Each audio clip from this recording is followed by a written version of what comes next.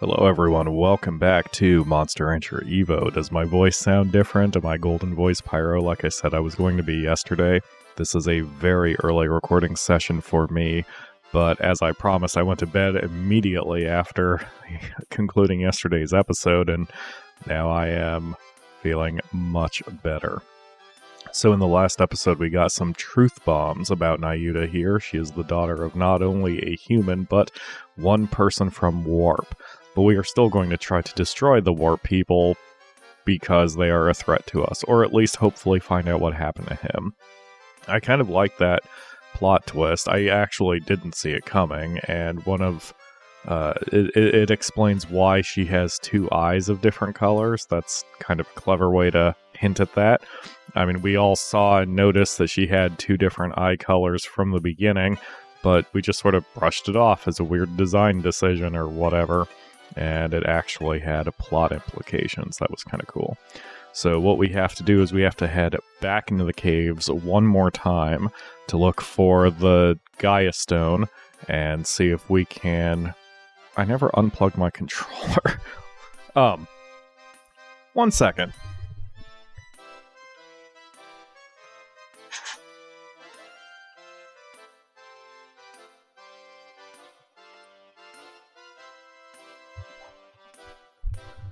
There we go. I unplugged my controller port, blew in it, then shoved it back in. This is how us old school gamers do things, even though, you know, blowing into a controller port is probably a bad idea since you're going to get moisture all up in there, but hey, when you're a child of the 80s, you do stupid shit. Alright, let's see. Who has the least number of wins among the other three? Kit does. Okay, so we'll bring Nukes, Nightmare, and Kit. And formation is fine, we'll just leave them in the center there. Now we have all these master items. Battle item reduction, that's fine. Accuracy up. And accuracy up. And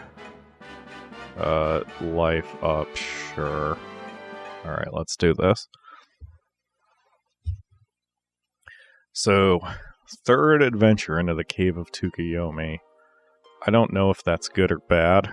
It kind of annoyed me in Monster Rancher 4 when you were tasked to enter the same adventure area multiple times. Just felt like unnecessarily increasing the length of the game. I generally don't like that decision in games, but whatever. Monster Rancher, it's fun. It's just, it was less fun in Monster Rancher 4 because the dungeon was completely uninspiring and uneventful, and I guess it's kind of a good and a bad, you know. It's just however you want to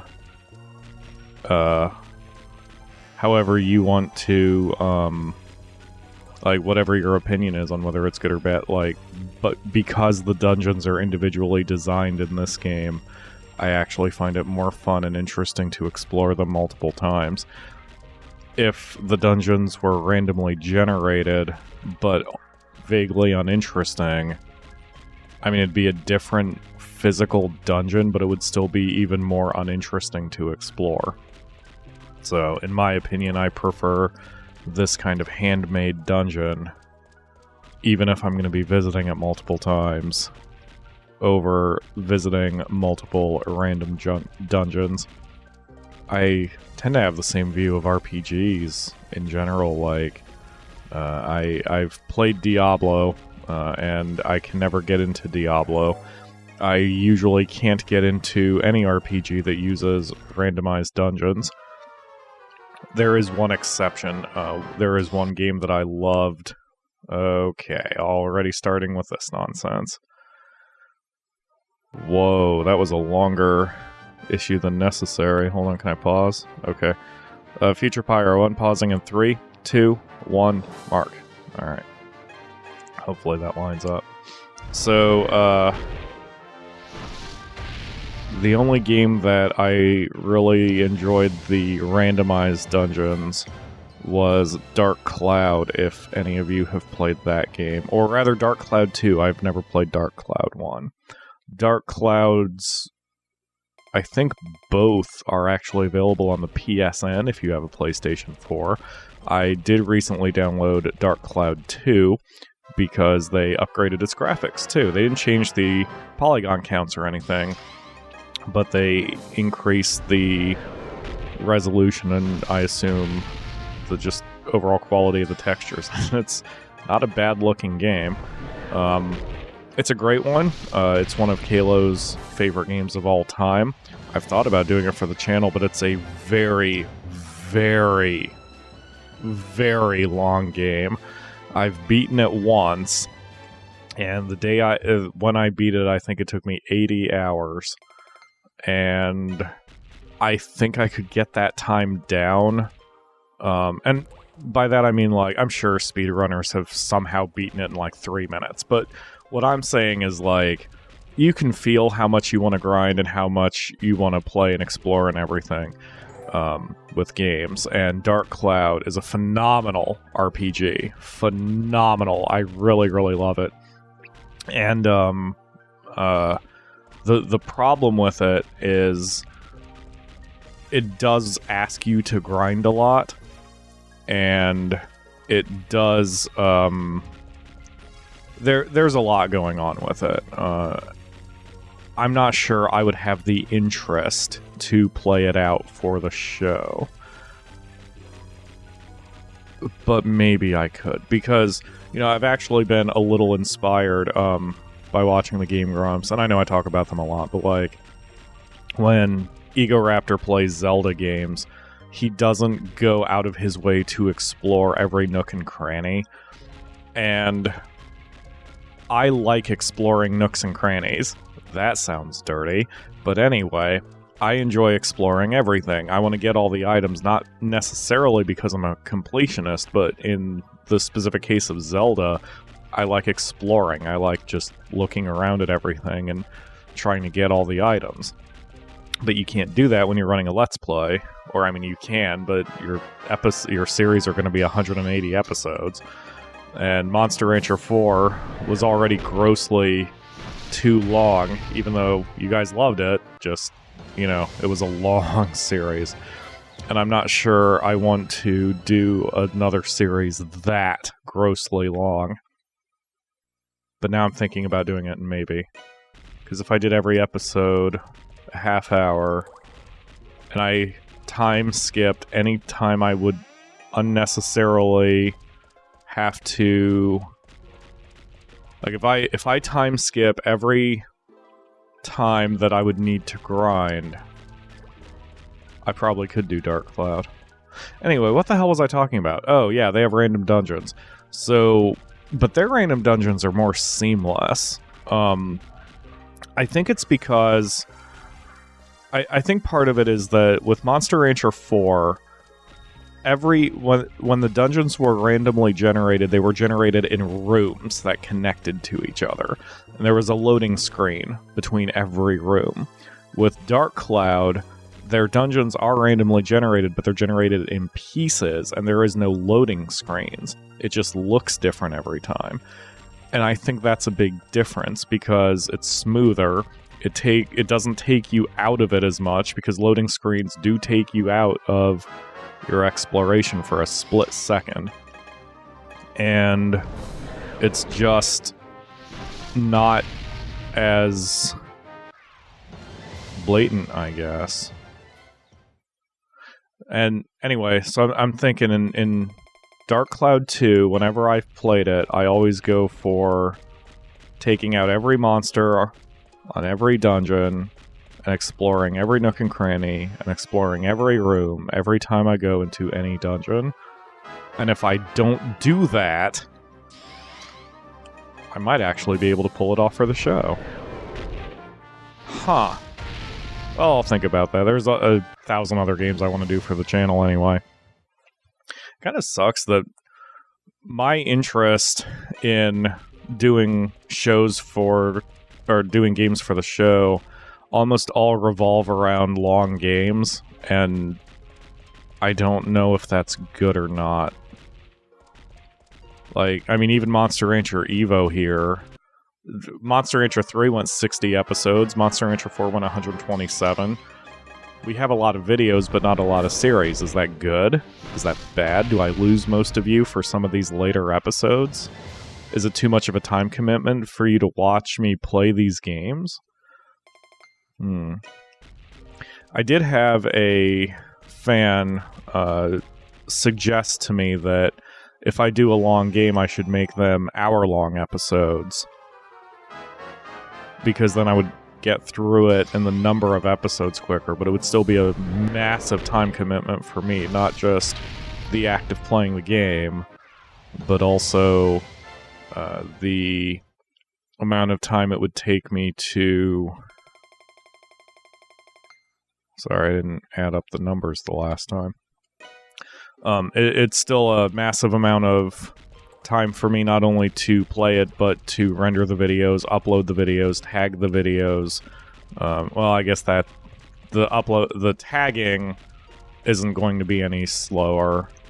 But man, I mean, can you imagine watching 80 hours of the same thing? Would you be interested in that? Huh. Oh, whatever. Anyway, I'll think about it. In fact, the next long game I'm planning on doing is Ogre Battle. That's something I've been wanting to do for a while now. And even that one, I'm playing it on my own. And Ogre Battle...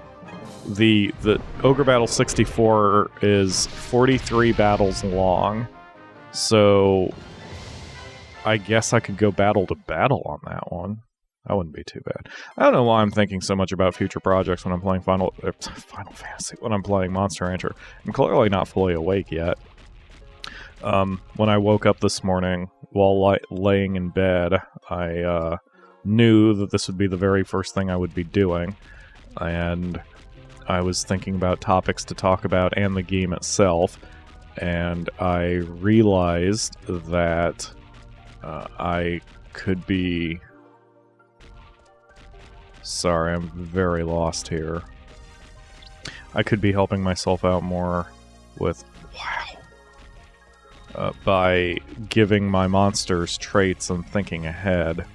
Because I believe, I could be mistaken, but I believe if two monsters have the same trait and they make a baby, they pass it on. I haven't been buying very many traits. However... we can change that. I'm thinking I'm going to have Nukes and Nightmare have a spawnling eventually, and I need to buy them traits. I need to buy them identical traits so I can take advantage of that if that is a thing that happens in the game. But it would also make them more powerful because obviously I'm buying traits specifically to help them out. For example, I need to just spend some points. They have too many. So we need to increase their Upgraded Warrior intelligent type skills increase while power type decreases? I have a feeling that's written backwards.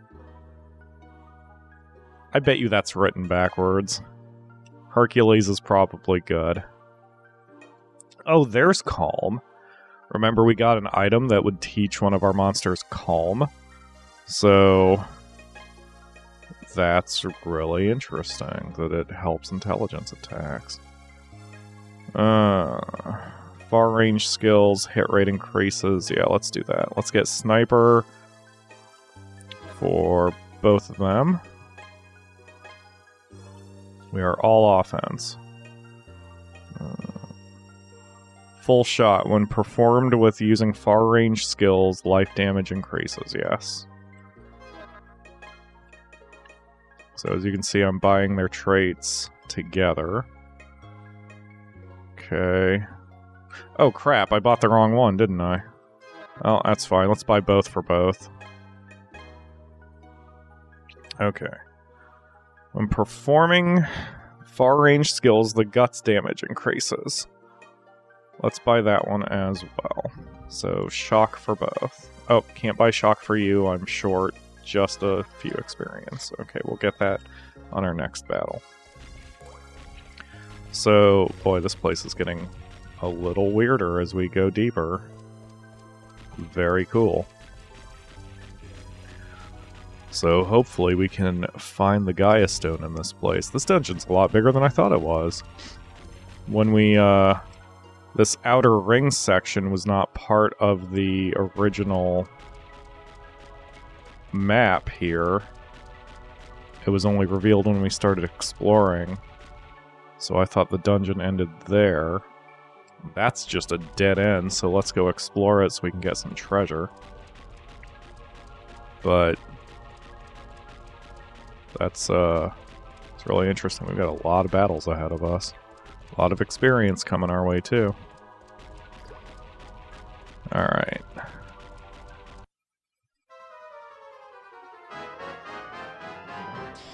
So far so good. We still haven't even been touched yet. Glaciers are weird looking. Saw a bunch of those in Monster Rancher 4 too. They're still weird. Alright. Lots of knockouts, lots of wins. And now that I've finished talking about my future plans of the game, I don't know what more to talk about. Maybe I was onto something in the first place. All I can say is the best of the channel is yet to come, and I hope you guys are in it with me. Hopefully you continue to like what I do, and hopefully you call me out if there is something weird that happens that you do not like. And in fact, tell me, let me know in the comments below if you like seeing these long series of calmness rather than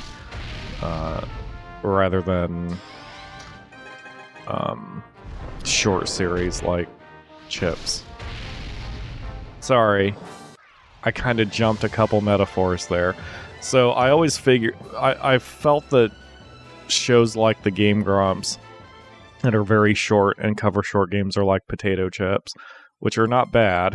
I mean, potato chips are bad for you, but that style is not bad. It's just a style. I've tried to be a little less potato chippy, but I wonder if because I'm not potato chippy, that's why I don't have as many eyes on me as Game Grumps do or whatever. But I also don't want a swelled head and pretend that rather than being potato chips, I'm that 5-star sushi restaurant that doesn't even get to ask what kind of food you want to eat that day. I don't know if that made any sense.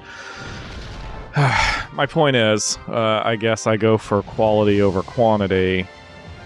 I just don't know if I'm caring too much about quality or if it matters. Does it matter?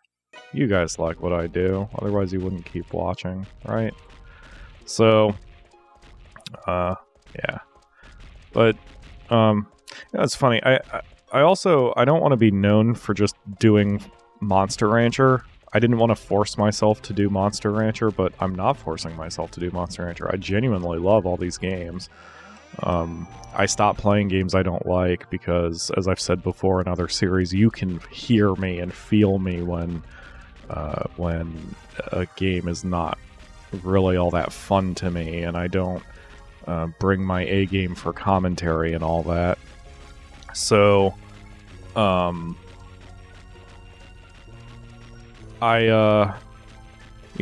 it's kind of weird. Like, I want to do games I'm interested in, but I also want to do games you're interested in. And the problem with doing this not live is I don't get to hear what you want to see. And even beyond that, time is still limited. Like, if I didn't have to worry about time, I would do every game that I own and every game that's ever been fun for me in the past. But obviously that is not feasible. So, and even if it was, not everyone could watch it. So, because you all have time commitments as well. So, I don't know. I guess I'm just doing my best. I guess that's all I can do, right? And hopefully one day I will be able to do every game that I've wanted to do. hopefully. Anyway, but that will do it for this episode. Golden Voice Pyro will return in the next one as we continue exploring the cave. Okay, so that last room we visited wasn't even connected to the one that has the G. Alright. Man, this place is confusing and I love it. Because it's not too confusing, it's just complex. I like complexity in my dungeons. Anyway, that will do it for today. So, thank you all very much for watching, and I will see you tomorrow for another episode.